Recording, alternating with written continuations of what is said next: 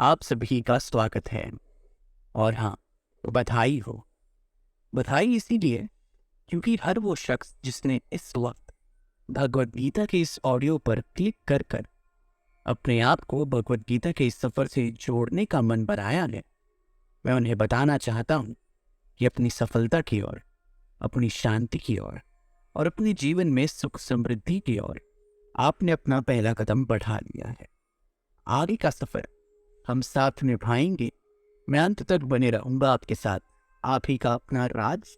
आज हम जानेंगे सार श्री कृष्ण के मुख से निकली हुई स्वर्णवाणी, इसे संपूर्ण विश्व कहता है भगवत गीता।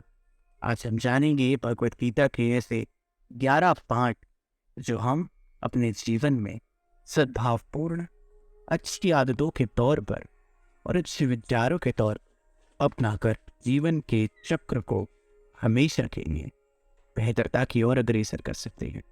तो चलिए शुरू करते हैं। वाक्य प्रथम भगवत गीता के अध्याय से ये सीख देते हुए कि concentrate on your goal, do your work and focus not on result. कर्म किए जा, फल की चिंता मत कर। मान लेते हैं कि आपने अपने मन में एक लक्ष्य को ठान लिया है, अपनी कंपनी में सबसे टॉप मोस्ट पोजीशन को हासिल करना। हम यहाँ उदाहरण लेंगे एक सीईओ का, मेरा मतलब है चीफ एग्जीक्यूटिव ऑफिसर।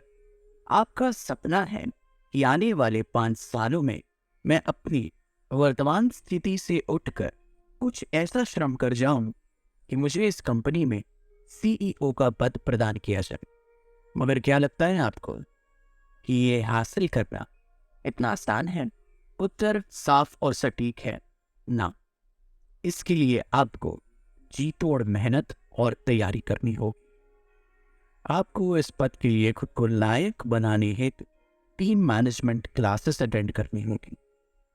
एक बाज की नजर रखते हुए, जिसे अंग्रेजी में कहा जाता है एन ईगल्स आई, सारे लेटेस्ट और रिसेंट टेक ट्रेंड्स और भी बहुत कुछ अपने ध्यान में रखना होगा। अगर आप अपना वक्त यूं ही वाया कर देंगे, यूं ही बर्बाद कर देंगे, ये सोचते हुए या ये स्वप्न देखते हुए कि मुझे सीईओ बनने के बाद जीवन में और कितनी समृद्धि की प्राप्ति होगी, तो मैं यहाँ पर आपको जिंदगी की असलियत से रूबरू करता हूँ। आप केवल ख्याली पुलाव पकाने में लगे हुए हैं और दुर्भाग्यवश आप अपना यह सपना पूरा नहीं कर पाएंगे। केवल और केवल कर्म ही आपके सपने को सच्चाई का रूप दे पाएगा। इसलिए हमेशा याद रखें, जिसे आना होगा वो आएगा, जिसे जाना होगा वो जाएगा। कई बार आपके खाते में सफलता आएगी तो कई बार विफलता, मगर एक चीज जो आपने नहीं छोड़नी है, जो आपको शून्य से लेकर आसमान की ऊंचाई तक पहुंचाएगा, वो सिर्फ और सिर्फ आपका कर्म है। इसलिए श्री कृष्ण वाणी भगवत गीता के माध्यम से कहती है, कर्म किए जा, फल की चिंता मत कर। बने रहिए हमारे साथ परम पूज्य भगवत गीता से दूसरी सीख जानने के लिए, जो कहती है कि डर का सामना डट कर करो और आखिरी सांस तक लड़ो।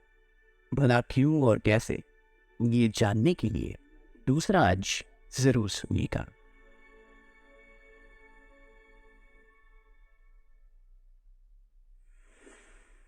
पाठ्यक्रम द्वितीय भगवत गीता के अध्याय से सीख देते हुए, human life is full of battles, never shirk in fear, fight to the last, stand your ground. ऊपर वाले ने हर एक इंसान को बनाते हुए एक अलग अंदाज से और हर एक को अपनी अलग खूबियों का उपहार देते हुए अपने आप में सभी को एक यूनिक मास्टरपीस बनाया है। यहाँ हम उदाहरण लेंगे भारत के वीर योद्धा महाराज पृथ्वीराज चौहान का, जिन्होंने मोहम्मद घोरी से शिकस्त पाने के बावजूद अपने मन से खुद को कभी भी हारा हुआ नहीं माना। वो अपने मन में आखिर दम तक एक महाराज ही रहे। घोरी ने जब उनकी आंखें फोड़ दी और बड़े मंच में उनका तमाशा बनाकर उन्हें शब्द भेदी बाढ़ चलाने का आदेश दिया तो महाराज पृथ्वीराज चौहान ने आवाज सुनकर लक्ष्य को भेदने की अपनी खासी काबिलियत, यूनिक एबिलिटी का इस्तेमाल करते हुए संकट को अवसर में बदला और मोहम्मद घोरी के सर को अपने शब्द भेदी बाण की कला से कलम किया। वो डरे नहीं, आखिरी लम्हे तक वो डटे रहे और हिंदुस्तान जिंदाबाद के नारे से स्वयं ही अपनी जीवन का बलिदान दिया, ये साबित करते हुए कि he fought to the last and he stood his ground। आखिर दम तक लड़े और अपनी ज़मीर का इतना सा भी कतरा उन्होंने डर के बावजूद कभी कमजोर पड़ने नहीं दिया। एक इंसान का भय और उसकी इच्छाएं ही उसे जीवन में आगे बढ़ने से रोकती है और उसके प्रगति पथ पर एक रोड़े का काम करती है। भगवद गीता से इस पाठ को ध्यान रखिएगा, डरी नहीं, स्वयं पर विश्वास रखे और आखिर दम तक लड़े। बने रहिए हमारे साथ परम पूज्य भगवद गीता से तीसरी सीख जानने के लिए, जो कहती है कि समानता को पहचाने और अपनाएं। भला क्यों और कैसे, ये जानने के लिए तीसरा अंश जरूर सुनिएगा।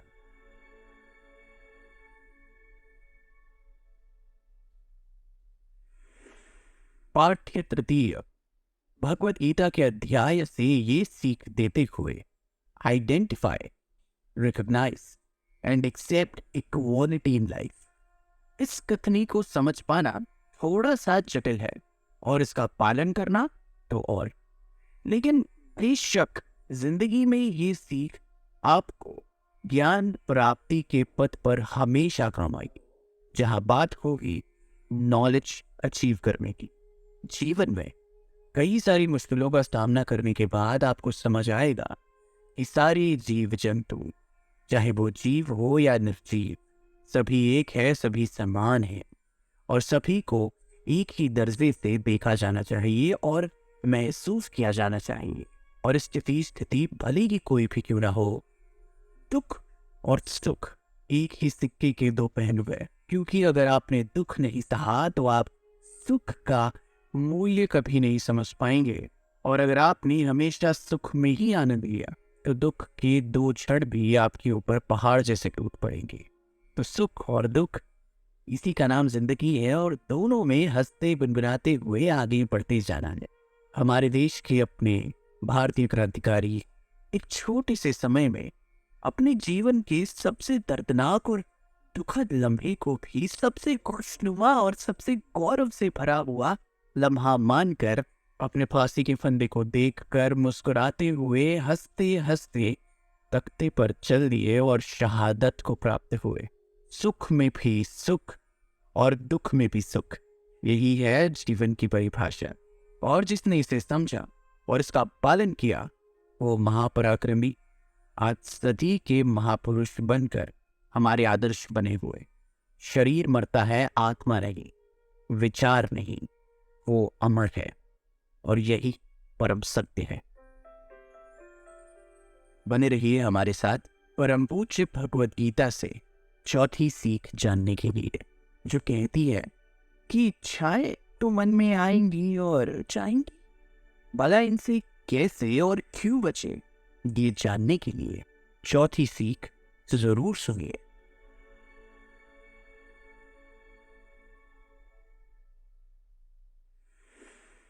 पाठ्य 4 भगवद गीता के अध्याय से सीख देते हुए कि desires will come to your mind and go. इच्छाएं और आकांक्षाएं तो अपने मन में आएंगी और जाएंगी। मन का क्या है, वो तो चंचल है। After all we are human beings, हम इंसान हैं। हमें इच्छाओं का आना और आकांक्षाओं का आना, इस बीमारी से आज तक अपने आप को इस जीवन काल में पृथ्वी पर कोई मनुष्य नहीं बचा सका। बड़ी आम सी बात है, मगर ये तो इच्छाएं हैं, ये तो आती हैं और वक्त के साथ साथ चली भी जाती हैं। उदाहरण के तौर पर चलिए आप ही का ले लेते हैं। जब आप 5 साल के थे तब आपको अपने मम्मी पापा से चॉकलेट चाहिए होती थी। जब आप 10 साल के हुए तो पोकेमॉन वाला वो पैक, फिर आप 15 के हुए तो शायद अपनी पसंद का मोबाइल फोन या नहीं छूते। और अब आप 20 के हो चुके हैं, कॉलेज आते जाते हैं, तो अब आपको चाहिए अपनी स्कूटी या बाइक। जीवन के 4 अलग अलग फेज, और चारों फेजेस में आपका मन और उसकी चंचलता अपनी अलग अलग इच्छाओं और आकांक्षाओं से खिलती हुई। अब आपको चॉकलेट नहीं चाहिए, अब आपको पोकेमोन वाला बैग नहीं चाहिए, अब आपको चाहिए कुछ और। तो बस बात हुई ना, सिंपल सी। इच्छाएं आती है और इच्छाएं वक्त के साथ साथ चली भी जाती है। क्या जरूरी है कि इन इच्छाओं को अपने ऊपर हावी ना होने देना। भगवत गीता को ये समझाती है कि just sit back, relax and enjoy the show. जीवन के कार्यक्रम का मजा ले, लेकिन याद रखें, इच्छा पूर्ति के लिए बुरे काम काज करना जिसमें आपका कोई मत हो और आपको खुशी मिलती हो, तो ऐसी इच्छा रखना और ऐसी आकांक्षाओं को पालना खतरे से खाली नहीं है और जीवन के लिए घातक है। और अगर इसकी चेन में आप फंस गए, गंतव्य केवल एक है कि आप हो जाएंगे शून्य, यानी कि गायब इस पृथ्वी से, और आपका अंत होगा दुखद, हानि के साथ और बहुत ही तकलीफ, और परिणाम केवल एक, रीबर्थ, यानी कि पुनर्जन्म किसी और शरीर में। बने रहिए हमारे साथ परम पूज्य भगवत गीता से 5वीं सीख जानने के लिए, जो कहती है कि पैसा आपके मन को शांति नहीं दे सकता, भला क्यों और कैसे। ये जानने के लिए 5वीं सीख जरूर सुनिएगा।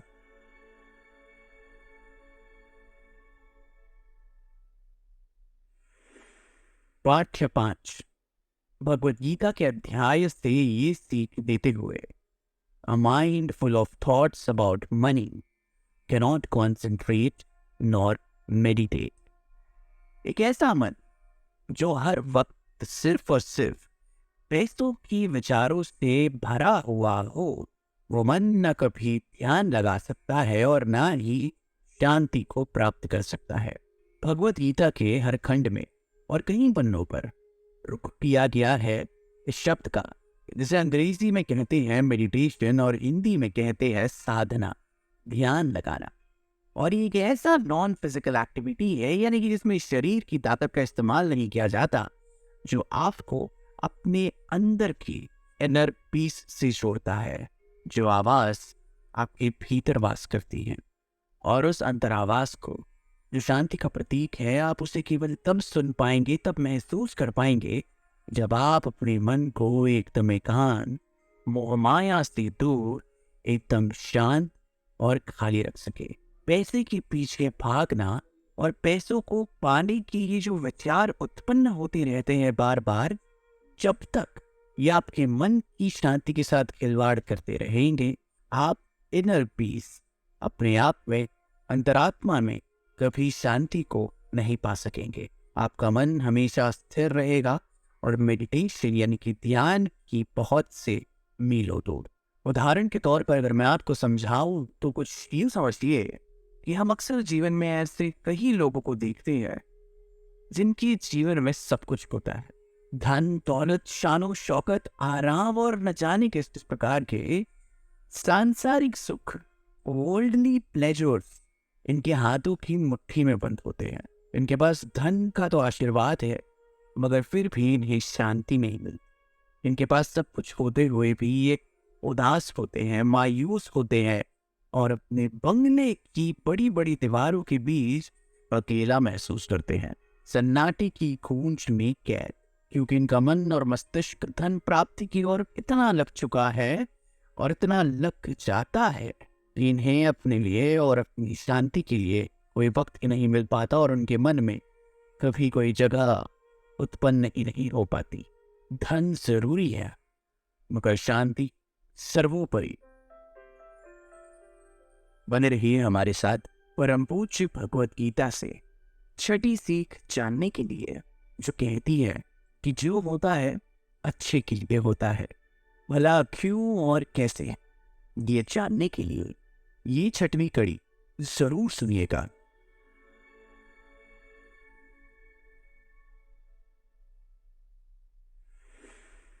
पाठ्य 6 भगवद गीता के अध्याय से ये सीख देते हुए, whatever has happened is only for the good future. The activities that are happening at present are also for a good cause. The happenings in the future, they are also for a good future. जो हो रहा है वो भी सही है, जो हो चुका है वो भी सही है, और जो भी होने वाला है वो भी सही के लिए ही हो रहा है। कम शब्द में सटीक अर्थ के साथ कि आपका भूतकाल, वर्तमान और भविष्यकाल इसी विचारधारा पर स्थित है कि जो होता है अच्छे के लिए होता है। मैं आशा करता हूं कि ये वाक्य आपको समझ आया होगा। ये इस बिंदु पर उजाला डाल रहा है कि आपका कर्म कभी नहीं रुकना चाहिए, भले ही परिणाम कैसा भी हो, सफलता असफलता जो भी, रुकना नहीं है, उसके लिए पछतावा नहीं होना चाहिए। सिर्फ और सिर्फ आपकी ड्यूटी, जो सबसे बड़ा आप कर सकते हैं, वो ये है कि अपने परिणाम के लिए, अपनी स्थिति के लिए किसी और पर दोषारोपण करना एक बदले की भावना से समझिए, और इस बात पर गौर करिए कि इस जीवन में जो भी हो रहा है उसके पीछे कोई ना कोई मकसद जरूर है।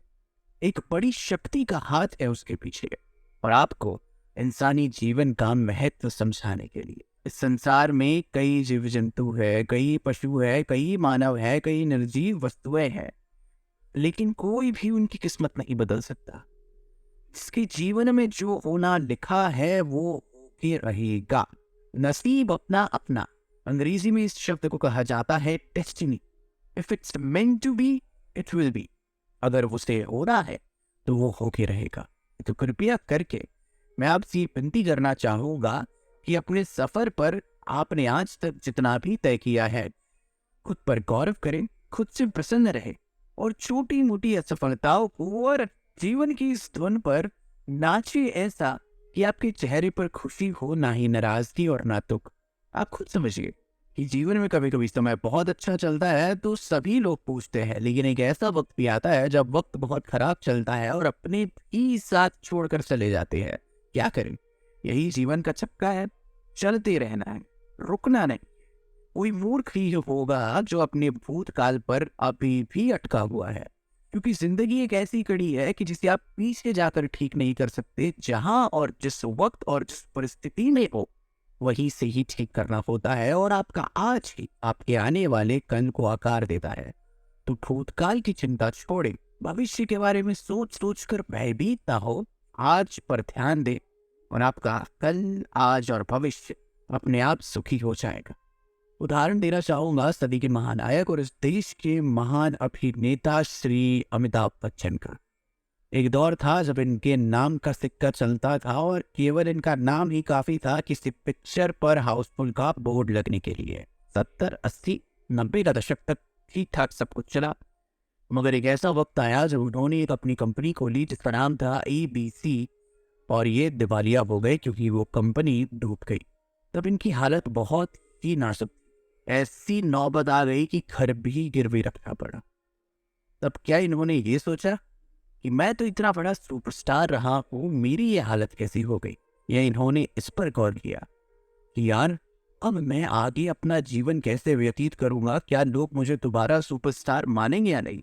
उन्होंने ऐसे सारे विचारों, नेगेटिव विचारों को अपने मन से दूर रखकर एक विनम्र और सादर भाव से अपने मित्र यश जौहर के पास जाकर खुद काम मांगा, ये कहकर कि मुझे काम चाहिए। उन्होंने अपने आज पर ध्यान दिया, उन्होंने अपने आज की इज्जत और शाहरुख खान के साथ मोहब्बतें पिक्चर बनाकर उन्होंने अपने आज को संवारा। The rest is history. ABC ने उन्हें अपनी आवाज़ के तौर पर अपनाया, और आज 20 साल बाद भी 75 साल के ऊपर होने के बावजूद इस सदी के महानायक और हिंदी फिल्म इंडस्ट्री के सबसे बड़े अभिनेता के तौर पर आज भी तामील है और इस्तकबाल है, और इनका सिक्का आज भी बुलंद है। नाम है अमिताभ बच्चन, जिसने अपने आज पर ध्यान दिया, विनम्र और एक सादर भाव से। बने रहिए हमारे साथ परम पूज्य भगवद गीता से 7वीं सीख जानने के लिए, जो कहती है परिवर्तन ही संसार का नियम है। भला क्यों और कैसे है, ये जानने के लिए ये 7वां अंश जरूर सुनिएगा।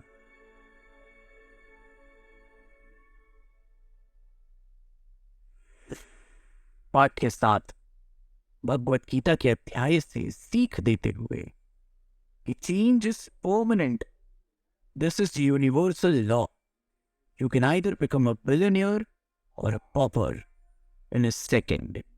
इस संसार का यही नियम है कि परिवर्तन ही इस संसार का नियम है, बदलाव हमेशा होते रहेगा। आप राजा से रंक, अर्श से फर्श सिर्फ एक क्षण मात्र में आ सकते। ज्यादातर जीवन में लोगों को ऐसा लगता है कि जो चल रहा है आगे भी वैसा ही चलेगा। अगर आज मैं अर्श पर हूं तो हमेशा मैं अर्श पर ही रहूंगा, मुझे कोई छू नहीं सकता। लेकिन नियति माया के खेल से बहुत बड़ी है और बहुत ऊंचा दर्जा रखती है, और ये खेल चंद सेकंड में पूरा का पूरा बदल सकती है।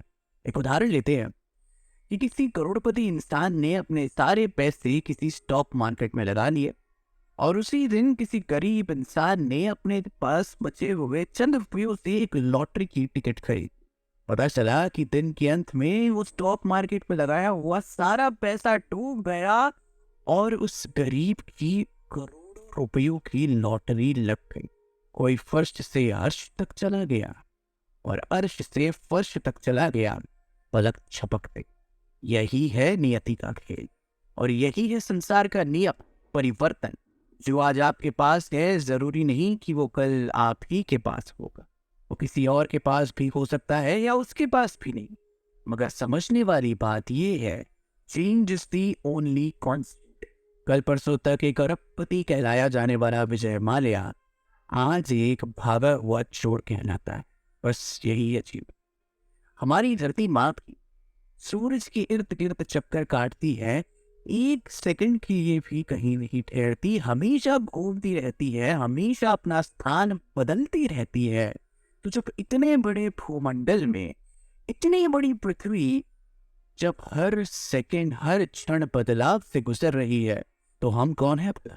जिस तरह पतझड़ के बाद सावन आता है, तपती हुई गर्मी के बाद भीनी भीनी खुशबू के साथ वर्षा आती है, उसी तरह जीवन में भी ये बदलाव का चक्का हमेशा अपना सर दिखाता रहता है। इसलिए कभी भी किसी चीज पर घमंड नहीं करना चाहिए, और घमंड एक ऐसा बचकानापन है जो आपके भरोसे की नींव को हिलाकर रख सकता है अगर आपने बदलाव को अपनाना नहीं सीखा। और जब आप बदलाव को जिस तरीके से वो है उस तरीके से अपनाने लगते हैं, उस वक्त और उस क्षण से आप एक ऐसे इंसान बन जाते हैं जो जीवन की किसी भी प्रकार की परिस्थिति, तकलीफ को किसी भी तरीके से झेलने की काबिल बन जाते हैं। एक फौलाद रूपी दिमाग से ये आपको और आपके मन को शांत रखता है और सही फैसले लेने में आपकी मदद करता है। बने रहिए हमारे साथ परम पूज्य भगवत गीता से 8वीं सीख जानने के लिए, जो कहती है कि डर एक कमजोरी नहीं बल्कि विकलांगता है। भला क्यों और कैसे, ये जानने के लिए इस 8वीं सीख को जरूर सुनिएगा।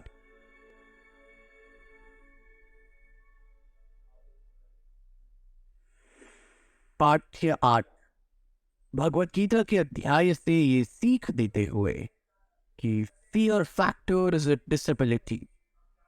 डर एक कमजोरी है जो आपको मन से विकलांग बना सकता है। आप भले ही जीवन में कुछ भी पा ले, लेकिन अगर आपके मन में डर है तो सफलता का मूल्य तीर मात्र भी नहीं शून्य है। डर जो आपके मन में कहीं छुपा हुआ होता है, वो आपको अपनी ही नजर में एक शक की दायरे से देखने पर मजबूर करता है, जहां आपका चरित्र आप कमजोर पाते हैं। डर से घिरा हुआ यह आपको आपके लक्ष्य से हटा देगा। डर आपको ऐसा महसूस करवाएगा कि आप किसी लायक ही नहीं, या आपके गंतव्य को आपसे छीन लेगा।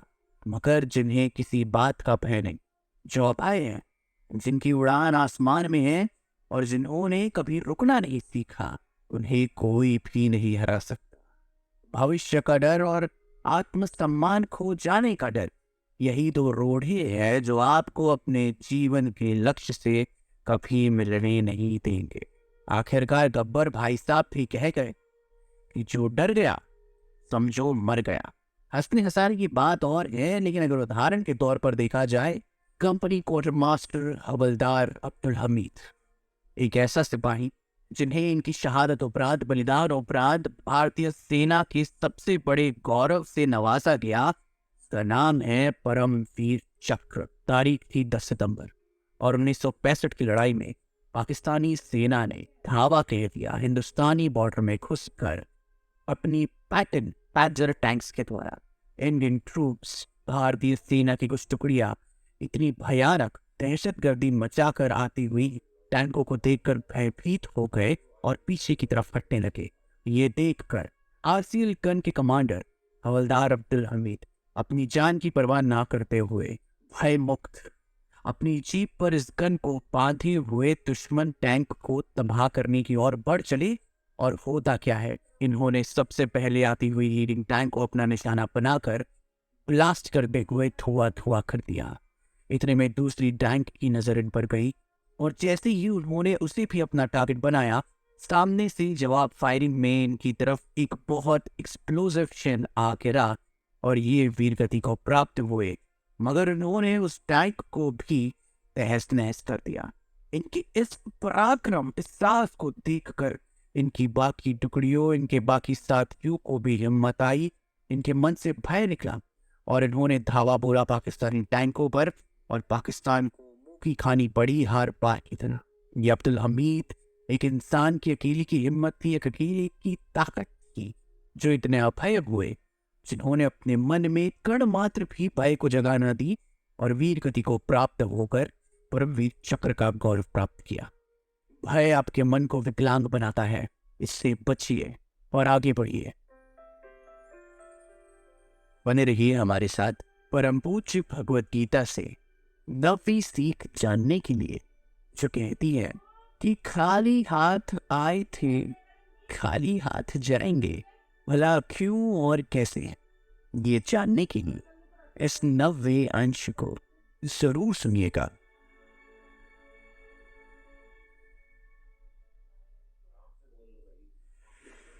पाठ्य 9 भगवत गीता के अध्याय से सीख देते हुए, You are born empty-handed and you will leave this mother earth empty-handed. खाली हाथ आए थे हम, खाली हाथ जाना है। बस यही है सीख। और इंसान का जीवन है क्या? जब ऊपर वाले ने भेजा तो खाली हाथ भेजा, नंगा। और जब हम जाएंगे भी, कोई मिट्टी में समा जाएगा, कोई धुआं बनकर उड़ जाएगा, तभी भी हम बस अपने आप ही होंगे और हमारे साथ कुछ नहीं जाने वाला। ना हमारी प्रॉपर्टी, ना हमारे कपड़े, ना हमारा कमाया हुआ धन या हमारी अकड़।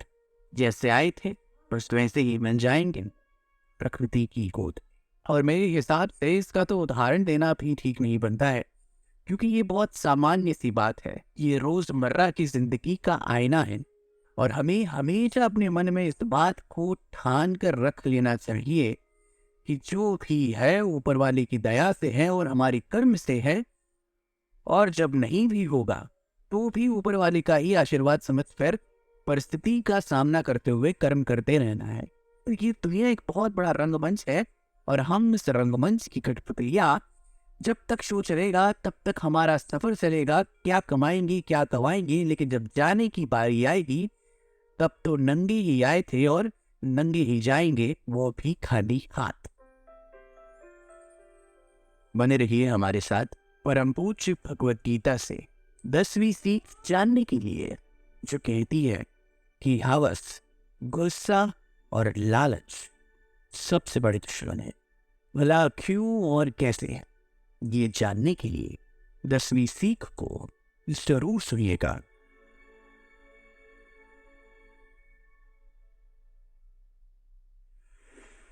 पाठ्य 10 भगवत गीता के अध्याय से ये सीख देते हुए कि lust, anger as well greed are ways to self-destruction. हवस, गुस्सा और लालच आपको तबाह करके रख देगा।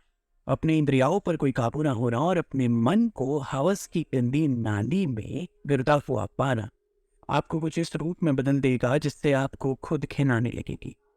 गुस्सा आपके रिश्तों को तोड़ देगा और लालच लालच कभी भी आपके मन को शांत नहीं रहने देगा। इससे शरीर में भी बहुत तकलीफें होती है, बहुत बीमारियों का प्रदापण होता है। कृपया इन 3 परम अवगुणों से बच कर रहे, क्योंकि आज तक इंसानियत की तबाही का कारण ये 3 अवगुण ही नहीं है। इसका उदाहरण हर वो बलात्कारी है, हर वो कपूत है जिसने अपनी हवस का गुलाम बनकर किसी और मासूम की जिंदगी उजाड़ दी और या तो आज कटघरे के पीछे है या फिर फांसी का इंतजार करते हुए। इसका उदाहरण हर वो गुस्सैल व्यक्ति है जिसके साथ आज कोई नहीं, क्योंकि उसका गुस्सा उसे सबसे ज्यादा प्यारा है, यहाँ तक कि रिश्तों से भी ज्यादा। और इसका उदाहरण हर वो इंसान है जो बर्बाद हो चुका है और आज रोड पर है अपने लालच पे चल। हवस, गुस्सा और लालच, ये 3 बीमारियां ना हो तो ही अच्छा है। कैंसर को भले ही हरा दोगे, लेकिन अगर इन तीनों की चपेट में आ गए तो जीवन खत्म, निरर्थ। बने रहिए हमारे साथ परम पूज्य भगवद गीता से 11वीं सीख जानने के लिए, जो कहती है कि तेरा मन जो सोचे वही तेरी सच्चाई, भला क्यों और कैसे, ये जानने के लिए 11वीं एवं अंतिम सीख जरूर सुनिएगा। पाठ्य 10 भगवद गीता के अध्याय से ये सीख देते हुए कि lust, anger as well greed are ways to self destruction. हवस, गुस्सा और लालच आपको तबाह करके रख देगा। अपनी इंद्रियाओं पर कोई काबू ना होना और अपने मन को हवस की गंदी नाली में गिरता हुआ पाना आपको कुछ इस रूप में बदल देगा जिससे आपको खुद घिन आने लगेगी। गुस्सा आपके रिश्तों को तोड़ देगा और लालच कभी भी आपके मन को शांत नहीं रहने देगा। इससे शरीर में भी बहुत तकलीफें होती है, बहुत बीमारियों का प्रदापण होता है। कृपया इन 3 परम अवगुणों से बच कर रहे, क्योंकि आज तक इंसानियत की तबाही का कारण ये 3 अवगुण ही रही है। इसका उदाहरण हर वो बलात्कारी है, हर वो कपूत है जिसने अपनी हवस का गुलाम बनकर किसी और मासूम की जिंदगी उजाड़ दी और या तो आज कटघरे के पीछे है या फिर फांसी का इंतजार करते हुए। इसका उदाहरण हर वो गुस्सैल व्यक्ति है जिसके साथ आज कोई नहीं, क्योंकि उसका गुस्सा उसे सबसे ज्यादा प्यारा है, यहाँ तक कि रिश्तों से भी ज्यादा। और इसका उदाहरण हर वो इंसान है जो बर्बाद हो चुका है और आज रोड पर है अपने लालच के चल। हवस, गुस्सा और लालच, ये 3 बीमारियां ना हो तो ही अच्छा है। कैंसर को भले ही हरा दोगे, लेकिन अगर इन तीनों की चपेट में आ गए तो जीवन खत्म, निरर्थ। बने रहिए हमारे साथ परम पूज्य भगवद गीता से 11वीं सीख जानने के लिए, जो कहती है कि तेरा मन जो सोचे वही तेरी सच्चाई, भला क्यों और कैसे, ये जानने के लिए 11वीं एवं अंतिम सीख जरूर सुनिएगा।